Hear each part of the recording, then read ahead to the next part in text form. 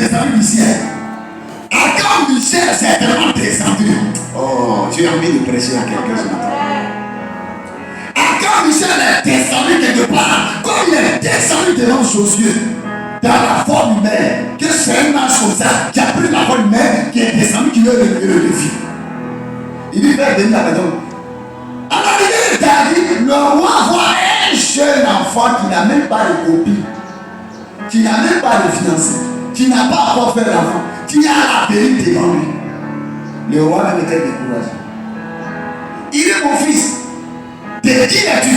Tu es de quelle famille? Il dit, mais le roi, Shama, des guerriers qui sont dans la Binada et Eliab, Shama. Ce sont mes frères. Je suis le fils de ton serviteur Isaïe, le vieux. Il dit, ah, je vois. Il dit, mais mon fils, pardon. Tu es un enfant. Ne va pas te battre contre l'homme. David a dit, le roi laisse affaire de je suis enfant.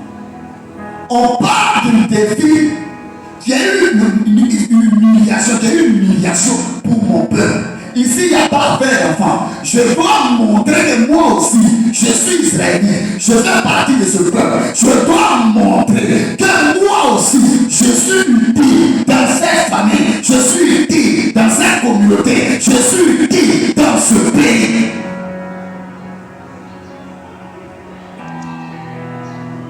Écoute bien, roi, je vais te presser.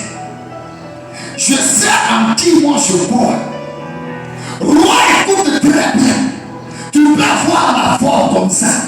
Ça, c'est la mentalité des hommes. Ça, c'est le calcul des hommes. Ça, c'est l'analyse des hommes. Mais roi, en dehors de ce que tu vois, avec moi marche quelqu'un que tu ne vois pas.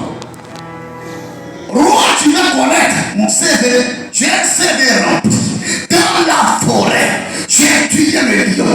Lorsque je faisais perdre les troupeaux de mon père, lorsqu'un lion ou loup sortait pour en arracher une, je courais derrière la bête. J'ai saisi les lions par leur corps, je les ai tués, j'ai arraché les brebis de mon père dans la main des animaux féroces. Et il lancera de même de ce fils. Roi, je vais le tuer aujourd'hui même. Quoi?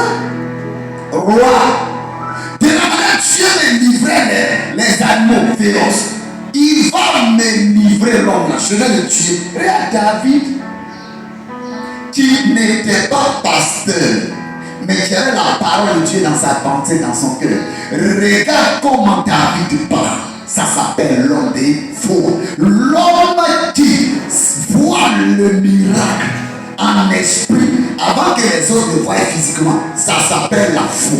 Parce que la foi, c'est la ferme assurance des choses dont on espère. Une démonstration de ce que l'homme ne voit pas encore. Il est en train de démontrer ce que les autres ne voient pas. Il annonce comment il a coupé sa tête. Tu n'as pas épée. Et même il a coupé sa tête comment? David était un homme spirituel. Alléluia. Roi dit, comme tu insistes, mon fils, on ne sait jamais. Viens. Dans cette affaire-là, on donne l'armure aux gens. Casque, l'épée, tout ça les lance. Le roi va lui faire porter son vêtement. Bouclier, on lui a donné tout ce qu'on lui a donné. David ne pouvait même pas marcher avec treillis du roi. Vois ça comme ça. Quand c'est treillis, tu comprends bien. C'est un treillis pour aller en guerre. David ne pouvait pas porter treillis de protection du roi. Il ne pouvait pas bouger tellement ça pesait sur lui. Attends, c'est un habit on porte pour aller en guerre. Tu ne peux pas porter. C'est guerre que tu vas faire.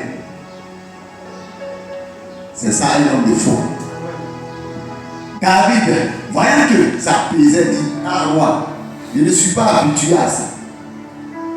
Je ne suis pas habitué à ça, donc il faut enlever. Et il est resté comme je suis. Pourtant, il va prendre quelqu'un qui a lance, qui a une paix, peut le découper comme ça. David se rend au torrent. Il prend 5 pierres polies. Il met dans sa jubilecière de berger, dans son petit sac et dans sa poche. Il va devant Goliath. Goliath s'attendait à voir un géant. Mais Goliath ne voit qu'un enfant sur blanc, au beau visage. Il dit, mais tu es trop beau, mon enfant. La vie est encore devant toi. Ne viens pas gaspiller ta vie. Ne viens pas écouter cette vie. Alléluia.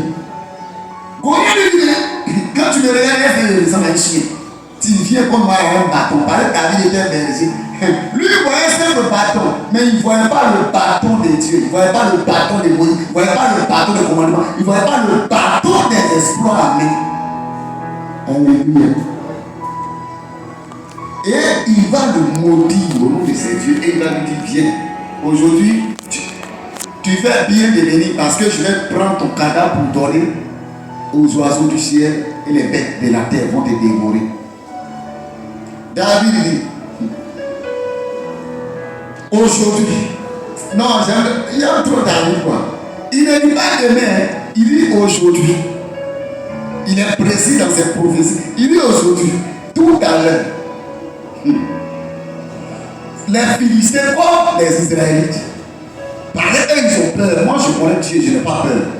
Eux tous ils sauront que la victoire qui se trouve sur un champ de bataille. Quand Dieu veut donner à quelqu'un, Dieu n'a pas besoin de l'épée de l'homme pour donner sa victoire à quelqu'un. Quand Dieu veut élever quelqu'un, il n'a pas besoin de son niveau de diplôme pour l'élever. C'est de ça qu'il parle. Quand Dieu veut donner foyer à une femme, il n'a pas besoin de regarder tel clair ou tel noir. Quand Dieu veut donner foyer à une femme, il n'a pas besoin de regarder beauté ou baril extérieur. S'il est donné, il va donner, c'est ça David pas.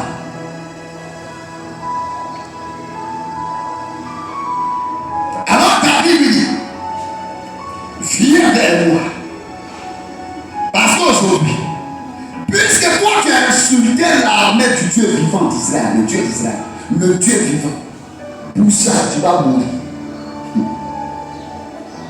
L'Éternel Dieu va te livrer en même. Il vous a déjà livré. Il dit, il vous a déjà livré. Mais qui avait dit tout ça à David? Est-ce qu'il y avait un prophète dans la brousse là-bas derrière? La foi. Si tu crois, si tu dis non, Dieu ne dira pas oui. Je peux prêcher. Un homme de foi, quand il a dit oui, Dieu ne dit pas non. Un homme de foi, quand il s'est levé, Dieu ne va pas s'asseoir, il sera debout. Un homme de foi, quand il va lancer une prière, Dieu ne fera pas reculer la prière. Dieu va accompagner la prière. Est-ce que je peux prêcher ici? David dit, tout à l'heure, je vais te tuer, et pas seulement toi. Ton peuple qui est derrière toi, tes supporters, de la manière tu vas mourir, c'est ainsi, et aussi ils vont mourir. L'homme des faux. Alléluia. Et c'est ainsi, quand Goliath a entendu, il a maudit David par ses dieux. Tout le combat est devenu spirituel. Et David aussi proclame, fait des proclamations. Tu vas mourir aujourd'hui. Il déclare sa mort, il déclare sa vie, il déclare son humiliation, il met fin à son règne par la parole de proclamation avant qu'il ne passe à l'action. Et quand il a vu Goliath venir, il n'a pas reculé. Quand il a vu Goliath venir, il a commencé à foncer vers Goliath, inquiète tes inquiétudes. Il a mis sa pierre dans sa lance, dans sa fronde. Quand il a balancé, la pierre s'est enfoncée dans le front de Goliath qui est tombé sur son front. David ne s'est pas arrêté. Il avait prophétisé qu'il allait couper sa tête. Quand il disait ça, il n'y avait pas de paix dans sa main. Mais quand il a terrassé Goliath par sa pierre, il est venu arracher